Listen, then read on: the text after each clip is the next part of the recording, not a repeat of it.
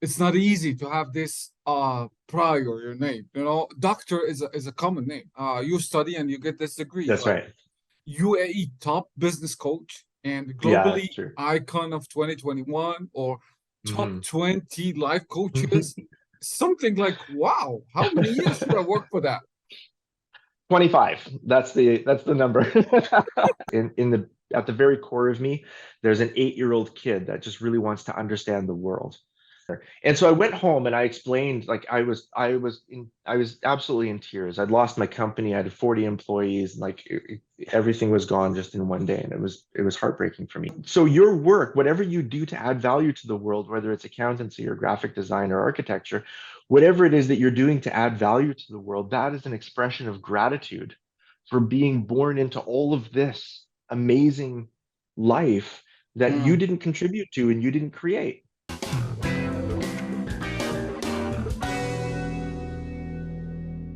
Good morning, ladies and gentlemen. Monday Talks again with Daniel Tokada, and today I have a very, very, very special guest. He's known as a top business coach in UAE, Dr. Corrie Jonn Block. Thank He's you a so global much. It's a icon. pleasure to be here. Hi. So excited to have you here. I'm just like, I confuse words. I'm excited to be here too, and it's interesting to hear me being introduced as the UAE's top business coach. Now I know there's 6 or 7 media outlets that have echoed that claim now, and Mm. it was a big challenge for me. I'm a good friend of Marshall Goldsmith, so when he's in town, we hang out a little bit, and so I asked him last time. I said, you're the number one executive coach in the world. I said, how do you deal with that, right? Because I'm starting to get these claims made of me now, and he says, you know what? He says, I don't even know how you would judge that.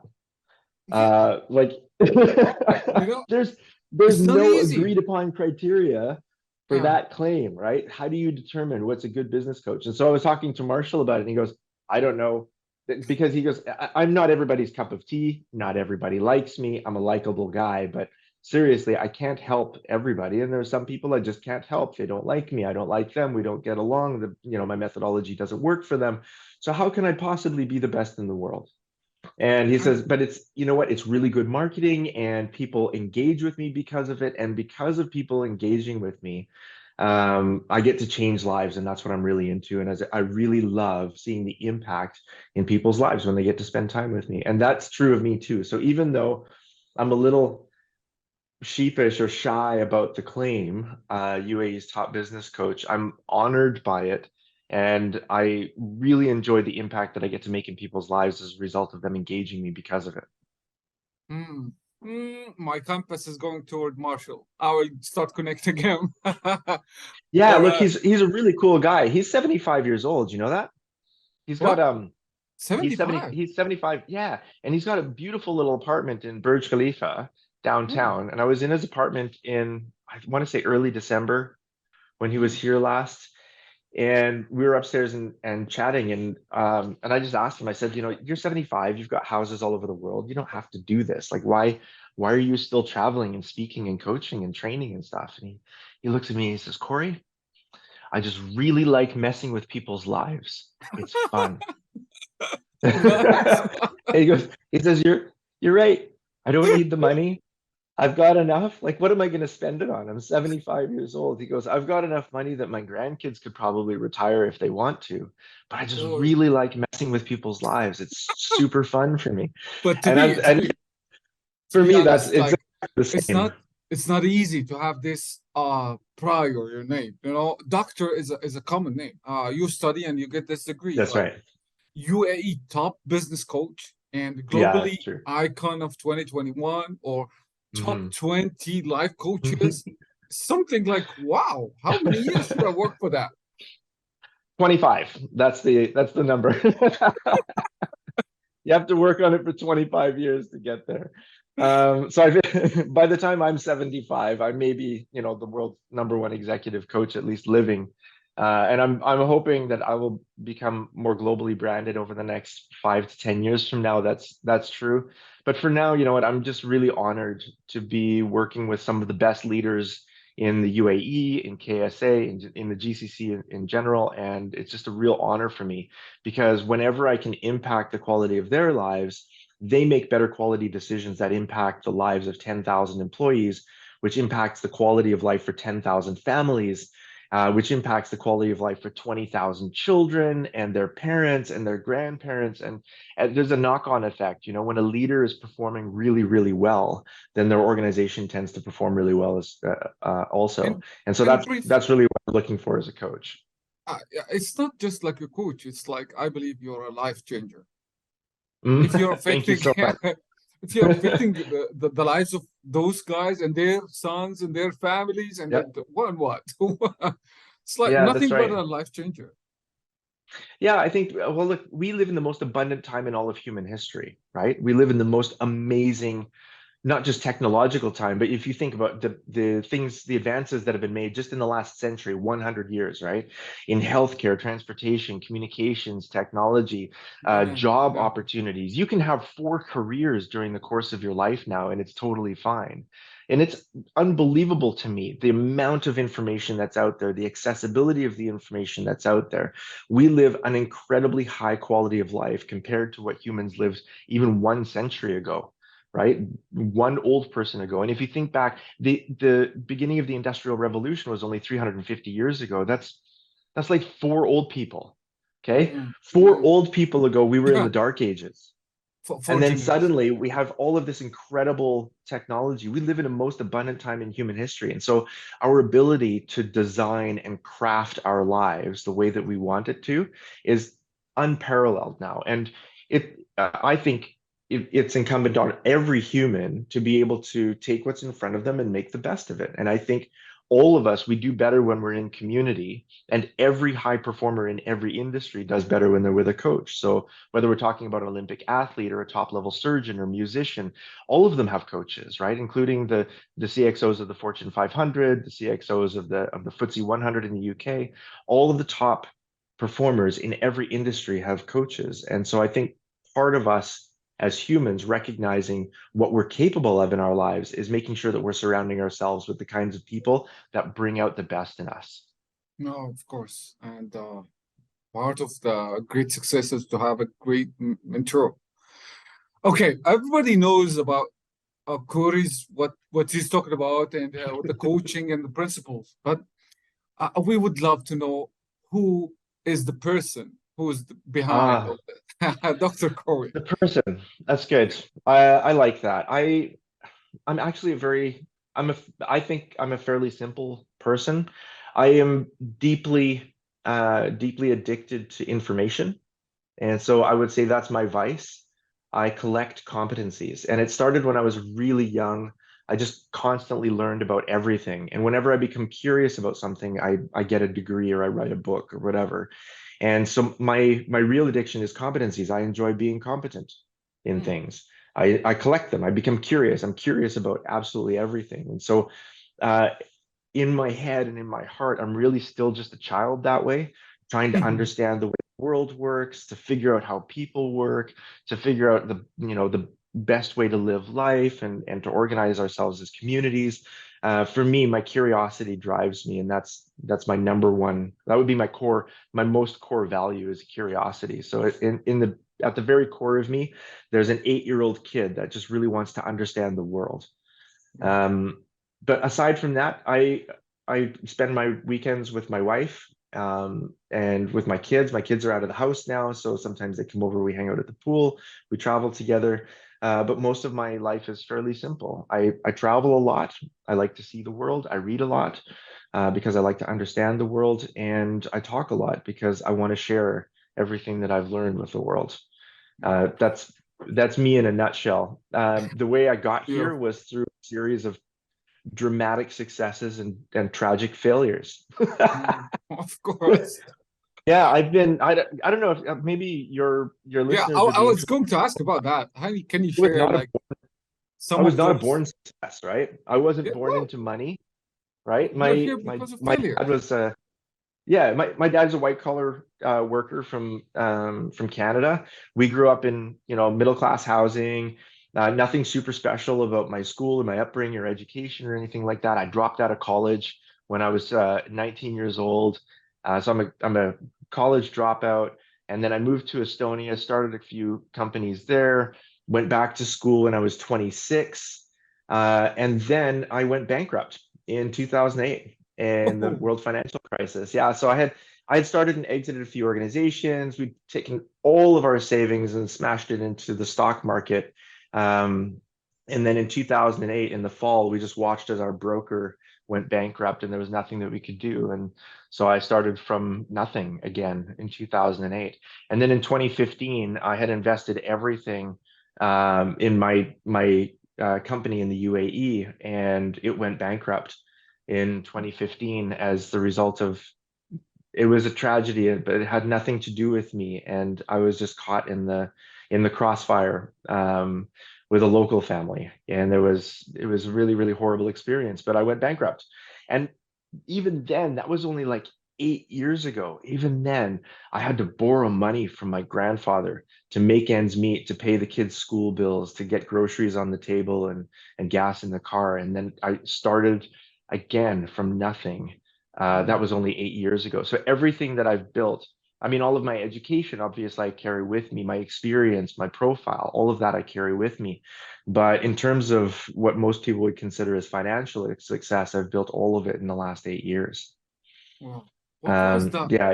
in your perspective, what was the biggest challenge or among all this when you just like, Uh, I was down to earth. yeah. The biggest challenge for me was experiencing and managing betrayal, like Hmm. serious betrayal, very deep personal betrayal. And Wow. that led to my second bankruptcy was a bad business partner. And my business partner was indicted on fraud charges that had nothing to do with me. It had to do with another company that he had his name on the trade license, and so all of his trade licenses were suspended, and mine was one of them. And it was really, really tough for me because I thought we were very close. We had a good relationship as far as I could see, and I just didn't know what was going on in the background Did that in that affect how person's do you life. look to people? That was your partner, right? So No, yes, this, that was my business partner. And so I went home and I explained, like I was absolutely in tears. I'd lost my company. I had 40 employees, like everything was gone just in one day, and it was heartbreaking for me. oh, So I went home, explained everything to my wife, and she said, you know what? Well, you're not going to make that mistake again. And I thought about that for a long time. I thought, you know what? I am going to make that mistake again. And the reason is because I'm not even under those terrible mitigating circumstances, I'm not willing to let that experience change who I am. I've built all of my companies, I've done all of my work based on a default position of trust. mm, And sometimes that has led to very serious injury for me. But I have built so many more amazing relationships and connections and network and influence as a result of being by default trusting of people. And I do believe that the vast majority of humans are worthy of being trusted as a default I position. was So going to ask, like, did that change your perspective to people? I mean, after it putting really all that hasn't. much of trust, and then, yeah, I can't trust It really anymore. hasn't. No? Even now, my default way of building relationships, whether it's with organizations or individuals, is to say, you know what, don't pay me. Don't even sign a contract with me. I'll deliver. And if you think it's worthwhile, then you pay me. And they're Wow. like, yeah, it's a very old school way of doing things, but we shake hands, we make eye contact, and then I deliver. And of course, after I deliver, right, I know what I can do. They don't. So they're Hmm. approaching me from, you know, this total position of ignorance and hope. We have no idea what he can do, but we hope it's good. And for me, I've seen what I can do. I see the eyes open. I see lives change as a result of my speaking and my training and my coaching. So when I get in there and I actually move the needle in these people's lives, change their scope, change their direction, change their behavior, and they start moving totally differently, whether it's in their organization or in their life as a whole, yeah, you know what? I get paid 100% of the time, and I almost never actually have a signed contract before I start to deliver. So, you're saying I'm passionate about helping people find meaning at work. Yes. So, Yeah, that's true. I think, especially at work. You know, Yeah. I think we have, there's a lot of attention paid to finding meaning in life, right? We want our lives to be meaningful. We want to know who we are, discover who we are, and present who we are to the world. And I think that half of that, if not more, is your work, you know? And Mm. this idea that we are other than our work, like, oh, I go to work and I'm an accountant, but that's not who I really am. I'm actually an artist, or I'm actually a musician, or, you know, I'm an accountant, but that's just my day job. And I'm like, no, that's not just your day job. Okay, But first of all, if you don't like it, why you stick to it, right? well, But it's okay. Yeah, okay, look, you, not all people have the same opportunity or the chance, or they are just like taking some risks and change it and move toward their passion, right? So well, again, you don't have to do something. The what of what you do isn't really important. So the accounting part of it is not really that important to people. If you're connected with the 6 or 7 people that you work with closest in your organization or in your work team, that's enough. You don't have to be connected with the what of what you do in order to be connected with the who of who you're with and the why of why you're there. So most humans, most of the time, we can collect garbage and be perfectly happy as humans as long as we like the people that we're hanging out with mm, and we know why we're doing it. We're doing it to feed our families, educate our kids, take care of our parents, put gas in the car and food on the plate, right? That's the why of most humans' activity. But it's so important to recognize that the time you're spending in accounting or filing papers or doing dental work, whatever it is that you do for work, that is not other than your life. That is fully half of it or more, right? The hours that you spend at work, you're never going to get them back. And they are mm, part of a limited account of hours that you get in your life. You don't know how many days you're going to get. You just know that once they're gone forever. And at yeah, least half of every day is going to be spent at work. of And it's course, important yeah. for us to recognize what work actually is, right? It's not just a means to get paid. Work is two things. One is it's our it's our way of adding value to the world in exchange for a share of the world's resources, right? So we add value, whether it's as an accountant or a graphic designer or a plumber, an architect. We go into the world, we add a bit of value, and in exchange for that bit of value, we get some resources. And with those resources, we have housing, we have transportation, we go on vacation once a year, we have our kids, you know, in a higher level of education than we had when we were younger, we hope. And so that's our exchange as we trade some of our skills and some of our time for a share of the world's resources so that we can continue in our lives. You were And the other saying, thing is, yeah, sorry, tell me, yeah, continue, please. the second thing is that at its very fundamental level, work, what you do for work socially is an expression of gratitude. Mm, It is an expression of gratitude for being born into a world of technology and opportunities that you yourself did not create and did not contribute to. You were born into this. The healthcare, the communication, transportations, job opportunities, all of the stuff that makes life amazing, way more amazing than it was even 100 years ago. Did you create it? No, no, no. So your work, whatever you do to add value to the world, whether it's accountancy or graphic design or architecture, whatever it is that you're doing to add value to the world, that is an expression of gratitude for being born into all of this amazing life that you mm, didn't contribute to and you didn't create. You didn't do that. mm. So your way of expressing gratitude is to try and make the next generation maybe just a little bit better, incrementally better by improving the quality of your particular role, your particular job, your particular skill set, or your Oh, particular company. it's a So I wonderful. think those two things. We exchange value with work and we express gratitude with work. And at the very fundamental level, you don't have to care at all about what you do as long as you care about who you're with and why you're there. Wow, it's a wonderful perspective to life. It's like it's Yeah, deep, sorry. man. I don't mean to get all preachy on you. It's just like I'm really passionate about this because look, it's half of people's lives, right? Yeah. And there's so many times I talk to people and they're just letting that half of their life pass them by as though it's not meaningful. I talked to Let me this stop you one here. guy. Just like you were saying, Yeah, go. you believe that business is personal. I can, I Yes, can, absolutely. I, I can relate to that. But can we go around this? Good job. Sure. Yeah, this Yeah. actually started when I was in my early 20s. I started my first company at the age of 23. Okay. And going out into the market, selling products and services, I would be negotiating with potential clients, and the clients would say, well, we're not going to go with you with this, service provider because you're, a little risky for us. And so we're going to do this, but it's not personal. It's just business. Hmm. And I'm like, you know what? That's not true.